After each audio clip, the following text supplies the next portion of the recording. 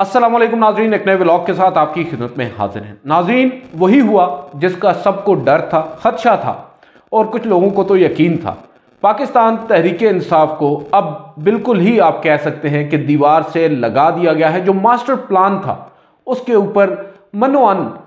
अमल कर दिया गया है। इंतखाबात से पहले ये बातें महज बहुत से लोग कह रहे थे कि ये सिर्फ शकूक व शुबहात हैं, कई के खदशात हैं, मगर 13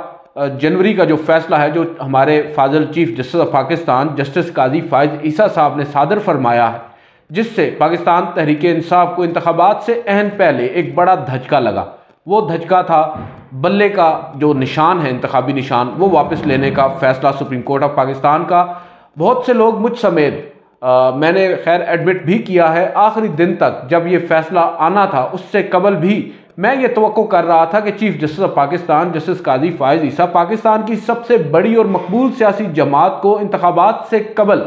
इस तरह का फैसला सुनाकर इंतखाबी अमल से बाहर नहीं करेंगे। और मैं इसके ऊपर काफ़ी आप कह सकते हैं कि पूरा एतमाद अंदाज में बात किया करता था, मगर हमारी तवक्कुआत के ऐन बरक्स हमारे चीफ जस्टिस ऑफ पाकिस्तान ने आइन और कानून पर अमल दरामद यकीनी बनाते हुए इंतखाबी निशान पाकिस्तान तहरीक इंसाफ से ले लिया। और उसका फिर गम गुस्सा भी हमने देखा 8 मार्च को 2024 जब इंतखाबात हो रहे थे। उस रोज़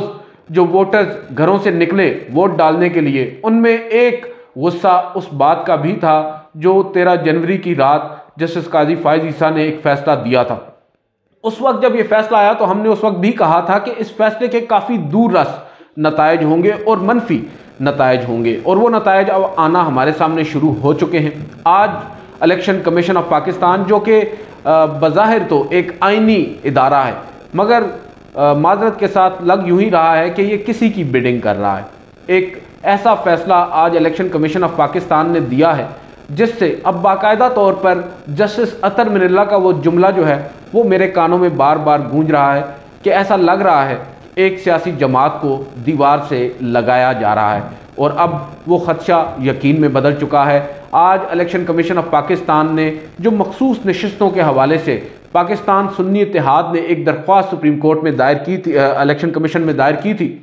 उसको आप कह सकते हैं उस पर अपना महफूज शुदा फैसला सुनाया है और 4-1 से ये फैसला गो के आया है। मगर इस फैसले में अब ये करार दिया गया है कि पाकिस्तान सुन्नी इत्तेहाद को मखसूस नशिस्तें नहीं दी जाएंगी। सोने पे सुहागा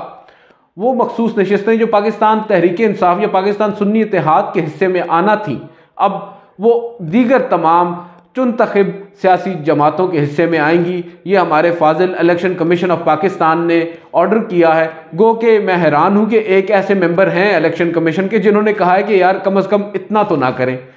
यहाँ तक तो समझ में आता है कि उन्हें मखसूस नशिस्तें नहीं दी जाएंगी, उसके कुछ ग्राउंड्स हैं, आप उनसे इख्तिलाफ कर सकते हैं। ज़ाहिरी बात है, यहाँ पर मैं खुलकर अगर बात करूँ तो पाकिस्तान तहरीक इंसाफ की जो लीगल टीम है उनसे भी कुछ ब्लंडर्स ज़रूर हुए हैं। आप में से बहुत से लोग मेरी राय से इख्तिलाफ भी कर सकते हैं, मगर ये हकीकत नज़र आती है। अब जबकि ये फैसला आ चुका है, क्यों कर उस वक्त पाकिस्तान सुन्नी इत्तेहाद में शामिल होकर मखसूस नशिस्तें हासिल करने को ऑप्ट किया गया, जबकि उनके पास एक ऑप्शन मौजूद था, गो के उसके ऊपर भी नतायज यही आना थे, मगर वो ऑप्शन ज़्यादा वैलिड नज़र आता है। वो ऑप्शन ये था कि पाकिस्तान तहरीक इंसाफ इलेक्शन कमीशन में जाती कि पहले हमें इंतखाबी निशान से महरूम किया गया, और अब जबकि हमारी सियासी जमात ने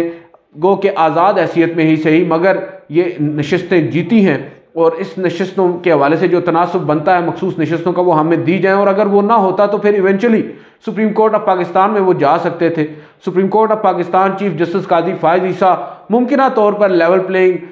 फील्ड आप कह सकते हैं, या फिर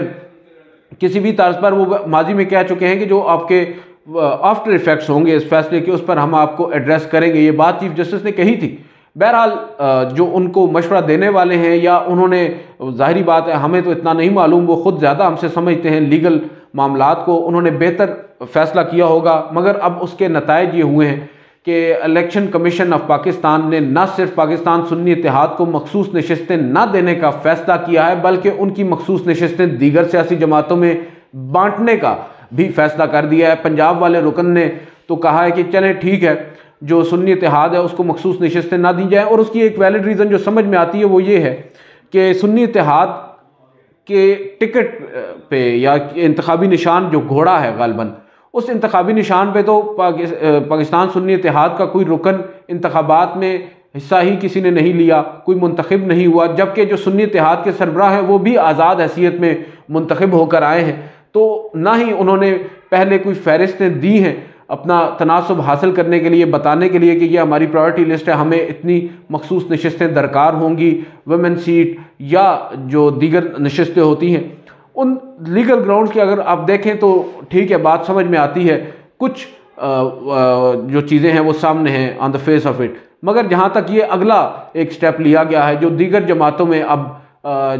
नशस्तें प्रोवाइड करने का फैसला है, इसके बड़े दूरस नताइज हैं, वो मैं आपको बताता हूँ। अब असल में हुआ ये है कि एक रुकन ने तो कहा है कि ये बात समझ में नहीं आई और ये मैं इससे इख्तिलाफ करता हूँ, और पंजाब के गालिबन रुकन इलेक्शन कमीशन के जिन्होंने कहा है कि भाई दीगर जमातों को जो नशस्तें बांटने का फैसला है मैं उससे कतन इत्तेफाक नहीं करता। चलें, अब हुआ क्या है। इलेक्शन कमीशन ऑफ पाकिस्तान ने, मैं जो मास्टर प्लान की बात कर रहा था उस पर आते हैं। इलेक्शन कमीशन ऑफ पाकिस्तान ने जो नशिस्तें पाकिस्तान तहरीक इंसाफ की थी, पहले खैर हमने देखा आम इंतखाबात में भी 8 फरवरी से 9 फरवरी, 9 से 11, 10 और 11 फरवरी में जो पाकिस्तान तहरीक इंसाफ की जीती हुई नशिस्तें थी वो दीगर सियासी जमातों में तकसीम की गई। बहरहाल चलें ठीक है। अब जो उनके पास एक 91-92 नशिस्तें हैं, उनकी बेस के ऊपर जो उनको मखसूस नशिस्तें मिलना थी वो भी दूसरों की झोली में डाल दी गई हैं। उससे अब होगा ये कि दीगर जो इत्तेहाद है, PDM का जो इत्तेहाद है जिसमें पाकिस्तान पीपल्स पार्टी है, नून लीग है, दीगर MKM समेत दीगर जमातें हैं, जब उनमें ये नशिस्तें तकसीम कर दी जाएंगी तो ऑब्वियसली जो हमारा हुकूमती इत्तेहाद है, जो जिसको बहुत से ताकतवर हलकों की सपोर्ट और हिमायत हासिल है,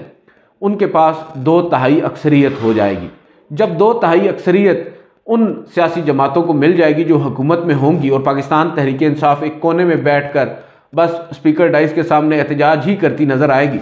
तो वो उस 2/3 अक्सरियत के साथ क्या क्या कर सकते हैं, इस बात का अभी हम अंदाज़ा लगा सकते हैं और अब मज़ीद भी हमें सरप्राइजेज़ मिल सकते हैं। इसमें बड़ी सबसे मेन जो 2/3 अक्सरियत है, उन आपकी थोड़ा सा अगर हम इसको एलैबोरेट करें तो 2/3 अक्सरियत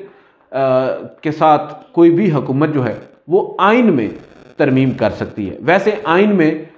तरमीम नहीं की जा सकती सादा अक्सरियत के साथ, आपको कम से कम 2/3 ऑफ द पार्लियामेंट चाहिए होता है उसके लिए, तरमीम के लिए। और इसमें अब तरमीम की जो मैं बात कर रहा हूँ उसमें एक और चीज़ जो अब सपोर्ट करता है आर्ग्यूमेंट, वो ये है कि अब ये जो नशिस्तें PDM की झोली में इलेक्शन कमीशन ने डाल दी, इससे जो सेनेट इंतखाब होगा वो भी मुतासर होगा। उसमें पाकिस्तान तहरीक इंसाफ को बहुत बड़ा सेटबैक होगा, पाकिस्तान तहरीक इंसाफ अपने सेंटर्स मुंतखब नहीं करवा पाएगी और जो हुकूमती इत्तेहाद है वहाँ पर भी स्ट्रांग होगा, और उससे फिर 2/3 अक्सरियत जब पार्लिमान किसी भी मुद्दे के ऊपर आप कह सकते हैं कि आईनी तरमीम करना चाहेगा तो वो कर सकेगा और उसके बड़े दूरस नताइज होंगे। अब एक सादा सी मिसाल है, इंतखाबात से कबल एक बात हम सोच रहे थे और हम सोच भी रहे थे और कुछ इतलात भी ऐसी आ रही थी, गर्दिश करती हुई कुछ खबरें आ रही थी कि हो सकता है जो आइंदा आने वाली हुकूमत होगी, उस वक्त नवाज शरीफ साहब का नाम था कि वो जब हुकूमत में आएंगे तो काजी फायद ईसा साहब का जो मुद्दत मुलाजमत है उसमें तोसी हो जाएगी। गो के इसमें आइन में कोई गुंजाइश नहीं है। आइन में डेट ऑफ बर्थ के ऊपर होता है कि जिस जज ने जब रिटायर होना है उसकी मुद्दत उतनी ही होगी। लेट से अगर आज एक जज रिटायर हुए हैं चीफ जस्टिस और कल को दूसरे चीफ जस्टिस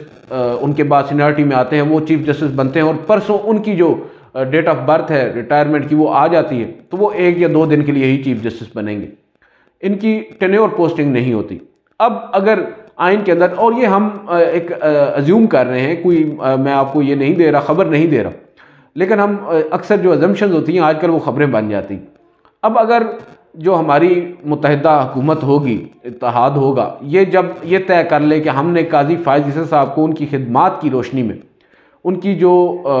पोस्टिंग है एज चीफ जस्टिस उसको टेन्योर पोस्टिंग करना है, यानी 3 साल के लिए उसको कर देना है। 1 साल के लिए वो आए हैं और अगर 3 साल के लिए उनको कर दिया जाता है तो आइंदा 2 साल भी 3 साल भी वो चीफ जस्टिस ऑफ पाकिस्तान रहेंगे। और फिर आप देख सकते हैं कि जो हम माजी करीब में देख चुके हैं चीफ जस्टिस ऑफ पाकिस्तान का जो मुख्तलिफ इक़दामात हैं, चाहे वो पाकिस्तान तहरीक इंसाफ से मुताल्लिक़ हों, चाहे वो सहाफ़ियों से मुताल्लिक़ हों, बहुत से लोग ये कह रहे हैं कि हम सहाफ़ी जो हैं, हमें जब हमारे ऊपर आई है तो हम उसके ऊपर बात कर रहे हैं। भाई बात यह है कि अब जब आप आज़ादी इजहार राय पर कदगन लगाएंगे तो उसका असर पूरे मुआशरे पर पड़ेगा। जो सच सहाफ़ी खोज कर निकालता है और अवाम तक लेकर आता है, जब वो नहीं लेकर आ पाएगा तो अवाम को कैसे आईना दिखाएगा, या उन मुक़्तदर हलकों को आईना वो कैसे दिखाएगा और अवाम के सामने हक़ाइक़ कैसे लेकर आएगा। तो ये बुनियादी नुक्ता है जिसकी बेस के ऊपर हम ये कहते हैं कि अगर मुआशरे के आँख और कान को भी बंद कर दिया गया तो फिर मुआशरा जो है वो मादरत के साथ एक कब्रिस्तान का ही नमूना पेश करेगा। हमारे दोस्त असद अली तूर ने गुज़िश्ता रोज़ कमरा अदालत में जज के सामने ये बात कही कि मुझे ऐसा तासुर मिल रहा है कि मुझे एक आप कह सकते हैं पंचिंग बैग बनाकर दीगर सहाफ़ियों को ये पैगाम दिया जा रहा है कि यहाँ पर आइंदा के बाद कोई बंदा डाइसेंट नहीं कर सकता, कोई बंदा सच नहीं बोल सकता, और अगर उसने सच बोला तो उसका यही हशर होगा जो आज असद अली तूर का हो रहा है। एक सहाफ़ी जिसे हमारे जो जज साहब हैं उन्होंने अमूमन 2 दिन का जिस्मानी रिमांड होता है या 3 दिन का होता है, 5 दिन का जिस्मानी रिमांड दे दिया, और जब 5 रोज़ का जिस्मानी रिमांड ख़त्म हुआ उसके बाद उस जिस्मानी रिमांड में मज़ीद 3 रोज़ा तोसी भी कर दी। तो ये पाकिस्तान है, और यहाँ पर बाकायदा तौर पर जो असद अली तूर साहब के खदशात हैं वो दुरुस्त मालूम होते हैं और वो थैंक यू काजी फायज़ ईसा करते हैं। अब समझ में आता है बहुत से लोगों को भी कि क्यों कर थैंक यू टू काजी फायज़ ईसा हो रहा है। काजी फायज़ ईसा साहब की ही ये मेहरबानियाँ हैं कि जो 13 जनवरी का वो फैसला है, मैं बार बार उसका हवाला दे रहा हूँ क्योंकि वो बेस बना था। अगर वो फैसला ना होता तो आज हालात मुख्तलिफ होते, और आज पाकिस्तान तहरीक इंसाफ अव्वल तो इंतखाबात में जो भी वो नताइज लेकर आते, जो धांधली हुई है वो सब कुछ ठीक है होता, मगर जो आज मखसूस नशिस्तें उनसे छीन ली गई हैं, इन मखसूस नशिस्तों के साथ पाकिस्तान तहरीक इंसाफ एक मेजर डेंट डाल सकती थी। कम अज़ कम 2/3 अक्सरियत तो ना मिलती। अब 2/3 अक्सरियत जब मिल जाएगी तो हमारी मादरत के साथ जो इस्टेब्लिशमेंट है, जो मुक़्तदर हल्के हैं, वो सब कुछ करेंगे जो वो करना चाहते हैं। जो सब कुछ करने में इमरान खान साहब या उनकी हुकूमत गुज़िश्ता 5 साल रुकावट बनी हुई थी, अपनी मर्ज़ी के सब फैसले होंगे। और अब PDM हुकूमत वो जो सादा कानून साजी के ज़रिए नैब तरमीम कर रही थी, जिन नैब तरमीम को बाद अज़ां हमारे चीफ जस्टिस बंदयाल ने कलअदम भी करार दिया, अब उन्हें इन सादा तरमीम का भी सहारा नहीं लेना पड़ेगा। तो बहुत सारे ऐसे डोर्स हैं जो ओपन होंगे, और अब इस फैसले के काफ़ी ज़्यादा दूरअस नताइज होंगे। पहले तो मैं तवक्को कर रहा था कि chief justice of Pakistan justice Qazi Faez Isa being a democrat, या जो वो दावा करते हैं, इन तमाम तर पहलुओं का जायज़ा लेते हुए किसी भी सियासी जमात के साथ इस तरह का सलूक नहीं होने देंगे। मगर बाद अज़ां वो ख़ुद इसमें बज़ाहिर पार्टी बनते नज़र आए, तो अब कम अज़ कम उनसे भी ये तवक्कुआत नहीं है कि जब ये मामला मखसूस नशस्तों का इवेंचुअली सुप्रीम कोर्ट में लैंड करेगा तो पाकिस्तान तहरीक इंसाफ से वहाँ से कोई रिलीफ मिलेगा, और अगर वो रिलीफ मिलता है तो वो इन इटसेल्फ बहुत बड़ी खबर होगी, और उससे फिर उनकी भी जो एक बोनाफाइडी इंटेंट है वो सामने आएगी कि बहरहाल इसके ऊपर ज़्यादा बात नहीं करते। अब दूसरी चीज़ जो पाकिस्तान तहरीक इंसाफ जो है वो नज़र रखे हुए है, गो कि पाकिस्तान तहरीक इंसाफ ने बहुत से ऐसे फैसले किए हैं जिससे मज़ीद आप कह सकते हैं कि दीगर जो जमातें हैं या दीगर जो फरीकैन हैं उनको शय मिली है। अब chief justice of Pakistan justice Qazi Faez Isa के हवाले से ये दावा किया जा रहा है पाकिस्तान तहरीक इंसाफ अब एक दरख्वास्त दायर करने जा रही है, और ये कहने जा रही है कि काजी फायज़ ईसा साहब पाकिस्तान तहरीक इंसाफ या इमरान खान से मुताल्लिक कोई भी आइनी दरख्वास्त या केस ना सुने, और अगर वो ये केस ना सुने तो फिर शायद उन्हें तवक्को है कि उन्हें इंसाफ मिलेगा। मगर क्या काजी फायज़ ईसा साहब पाकिस्तान तहरीक इंसाफ के इस मौक़िफ़ को तस्लीम करेंगे? जहाँ तक मुझे याद पड़ता है एक डिनर के ऊपर या गालबन एक चाय का मौका था, किसी जज साहब की ओवर टेकिंग थी या रिटायरमेंट थी,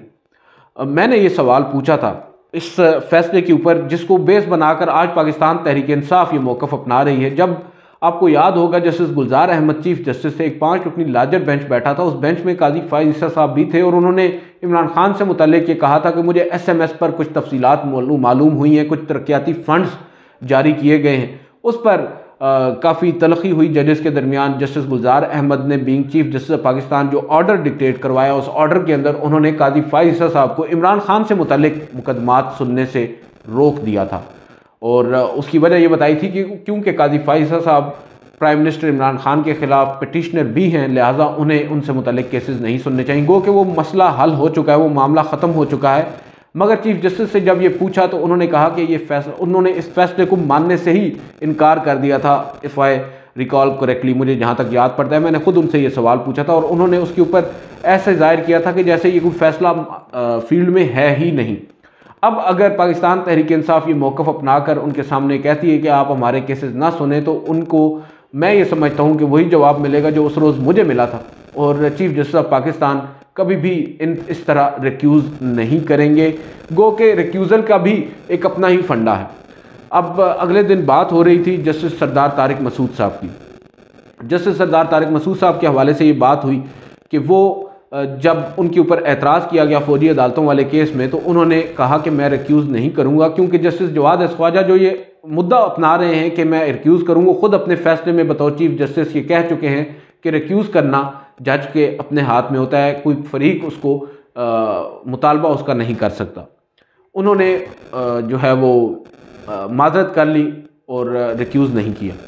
मैं ये पहले की बात कर रहा हूँ। और मुझे उस रोज़ वो किस्सा याद आया जब जस्टिस काजी फाइज़ साहब के खिलाफ सदारती रेफरेंस था और उस रेफरेंस के खिलाफ जस्टिस काजी फाइज़ साहब ने आईनी दरख्वास्त सुप्रीम कोर्ट में दायर की हुई थी और एक 7 रुकनी larger bench justice Umar Ata Bandial की सरबराही में तश्कील दिया गया था। उस लार्जर बेंच में जस्टिस सरदार तारिक मसूद और जस्टिस इजाजुल हसन भी थे। जस्टिस काजी फाइज़ साहब के वकील मुनीर मलिक ने उन दोनों जजेस साहिबान पर यह एतराज़ उठाया था, क्योंकि अगर जस्टिस काजी फाइज़ साहब को ओहदे से हटा दिया जाता है तो जस्टिस सरदार तारिक मसूद और जस्टिस इजाजुल हसन जो सीनियरिटी में उनके बाद आते हैं उनको फ़ायदा पहुंचेगा।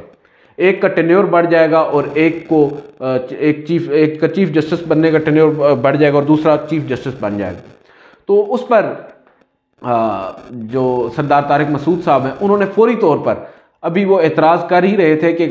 जस्टिस बंदयाल को जो उनकी बाईं जानिब बैठे, तो उन्हें कहा कि मैं रिक्यूज़ करना चाहता हूँ, मैं नहीं बैठना चाहता, I am not feeling comfortable. जब मेरे पे एतराज़ हो गया तो मैं कैसे बैठ जाऊँ। जस्टिस इजाजुल हसन खैर उन्होंने अपना शिकवा किया कि मुझे ये तवक्को नहीं थी कि मेरे ब्रदर जज काजी फाइज़ साहब मुझ पर इस तरह एतराज़ करेंगे, और हमारे तो वहम गुमान में भी नहीं है जो एंटीसिपेट वो कर रहे हैं। बहरहाल उस वक्त जस्टिस सरदार तारिक मसूद का रिक्यूज़ल से मुतालिक ये मुद्दा था और अब की बार ये था। बाद उन्होंने इवेंचुअली रिक्यूज़ कर भी लिया दूसरी समात के ऊपर और बग़ैर किसी के कहे। सरदार तारिक मसूद साहब की अब रिटायरमेंट भी करीब है। 10 मार्च को वो रिटायर हो रहे हैं। जुम्मे के रोज़ उनके एजाज़ में एक फुल कोर्ट रेफरेंस होगा, उसके ऊपर मैं अलग से वीडियो करूँगा। उनके पूरे जो आप कह सकते हैं टेन्योर है एज जज ऑफ द सुप्रीम कोर्ट या even of the high court, उनकी रिटायरमेंट के ऊपर अब पाकिस्तान तहरीक इंसाफ तकिया किए बैठी है कि 10 मार्च को जब वो रिटायर हो जाएंगे तो जस्टिस मुनीब अख्तर लाइमलाइट में आएंगे, क्योंकि जो 3 रुकनी कमेटी है supreme court practice and procedure act के नतीजे में कायम कमेटी, जिसने 184(3) के केसेस को फिक्स करना होता है, उसमें 3 जजेस होते हैं, चीफ जस्टिस और 2 सीनियर तरीन जजेस। अब जो उसकी हैयत है अगर मैं बात करूँ उस पर, तो काजी फाइज़ साहब हैं, जस्टिस सरदार तारिक मसूद हैं और जस्टिस मंसूर अली शाह हैं। सरदार तारिक मसूद की रिटायरमेंट के बाद जस्टिस काजी फाइज़ साहब, जस्टिस मंसूर अली शाह और फिर सीनियरिटी में तीसरे नंबर पर आ जाएंगे जस्टिस मुनीब अख्तर। जब जस्टिस मुनीब अख्तर भी उस 3 रुकनी कमेटी में आ जाएंगे तो फिर बेंचेस की तश्कील के ऊपर हमें कुछ तब्दीली मुमकिन तौर पर नज़र आए, क्योंकि हम जस्टिस मंसूर अली शाह को भी यकसर मुस्तरद नहीं कर सकते। जस्टिस मंसूर अली शाह ने हाल ही में पाकिस्तान तहरीक इंसाफ के हक़ में भी कुछ फैसले दिए हैं, भले ही वो लेवल प्लेइंग फील्ड का मामला हो, चाहे वो जो पाकिस्तान तहरीक इंसाफ के कई अरकान थे जो उम्मीदवारान थे उनके मामलात हों, इंतखाबी अमल में हिस्सा लेने से मुतल्लिक जो उनके केसेस थे उनमें उनको इजाज़त भी दी उन्होंने और अपीलें उनकी मंजूर की। और साइफ़र केस में जो ज़मानत इमरान खान की और शाह महमूद कुरैशी की दी, वो जस्टिस मंसूर अली शाह के उसमें काफ़ी अहम ऑब्जर्वेशंस थी और उन्होंने उस फैसले से इत्तेफाक किया था, तो इनको भी यकसर नज़रअंदाज नहीं किया जा सकता। अब अगर जस्टिस मंसूर अली शाह और जस्टिस मुनीब अख्तर अक्सरियत में आकर जस्टिस काजी फाइज़ साहब के मौक़िफ़ को सेट असाइड कर देते हैं और बेंचेस की तश्कील में काजी फाइज़ साहब को हटा कर दीगर बेंचेस पर ऑप्ट करते हैं, तो पाकिस्तान तहरीक इंसाफ के लिए एक अच्छा ऑप्शन होगा। मगर ये सब एजम्पशंस हैं, होगा वही जो वक्त आने पर मालूम होगा, अभी हम कुछ भी तवक्को नहीं कर सकते। बहरहाल देखते हैं, सूरत हाल अब काफ़ी गंभीर होती जा रही है। गंभीर हमारे लिए शायद हो रही है, मगर जिनके ये प्लान हैं उनके लिए शायद नहीं है। उनका अकॉर्डिंग टू प्लान सब कुछ ठीक चल रहा है। आज की इस वीडियो से इतना ही, इजाज़त दीजिए, अल्लाह हाफ़िज़।